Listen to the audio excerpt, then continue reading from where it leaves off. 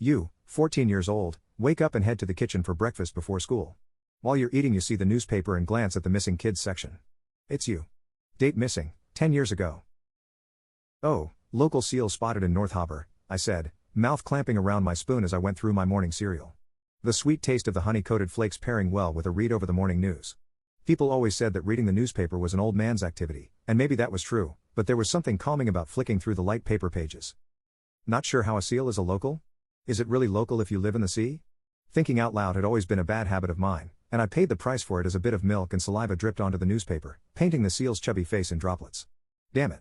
I tried to wipe the newspaper with my sleeve, only making the seal's face fall apart, revealing a baby's face underneath. It looked comical, the baby's face now on the seal's body, perfectly fitting the hole that the milk had left. When I flicked over to the next page, I discovered why the baby was featured in the paper. The missing kids section was always depressing, which is why I avoided reading it. This one especially seemed sad. Our son, Brent Shandor, has been missing for 10 years. If anyone has information regarding his disappearance, please notify Fred and Michelle on 0. I paused, confused. Why was my name in the missing persons section of the newspaper? More importantly, why were my parents looking for me? Eyeing the number, I felt a hint of curiosity. That wasn't any number my parents had ever given me.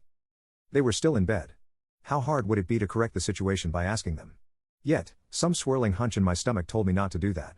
Taking the newspaper, I went and picked up the family phone, dialing the number. As it rang, I set the paper down, twirling the phone's cord around my finger. Hello, Mrs. Shandor speaking. A tired voice answered. Michelle Sanders? Yes?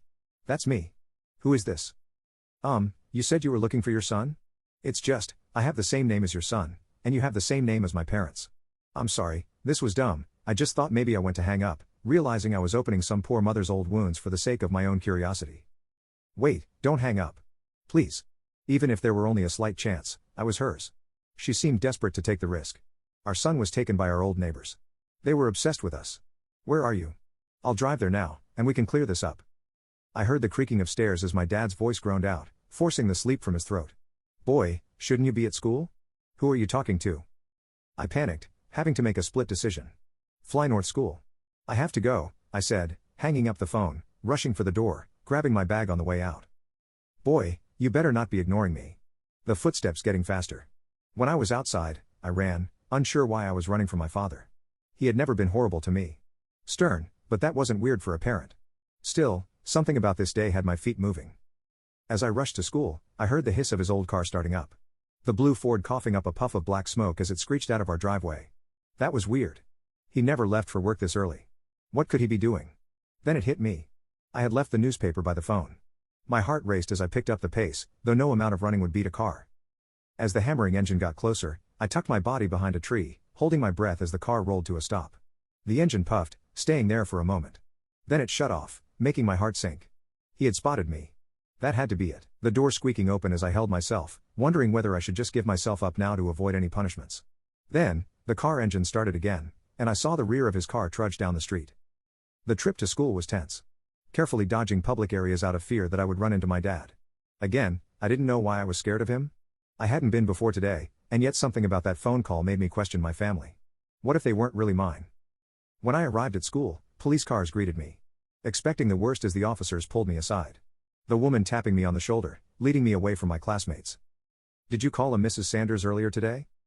Yes, I saw her ad in the newspaper. I thought she might have been my mom. The cop nodded before calling over my father, who I didn't expect to see. They had a brief conversation before the cop nodded, walking back to me with my father. You should tell him, she said. My father knelt down, gripping my shoulder. I had never seen him look so hurt or uncomfortable in my life. Son, I know you're confused. That woman isn't your mother. She's an old neighbor we used to have. We got along well with them before you were born.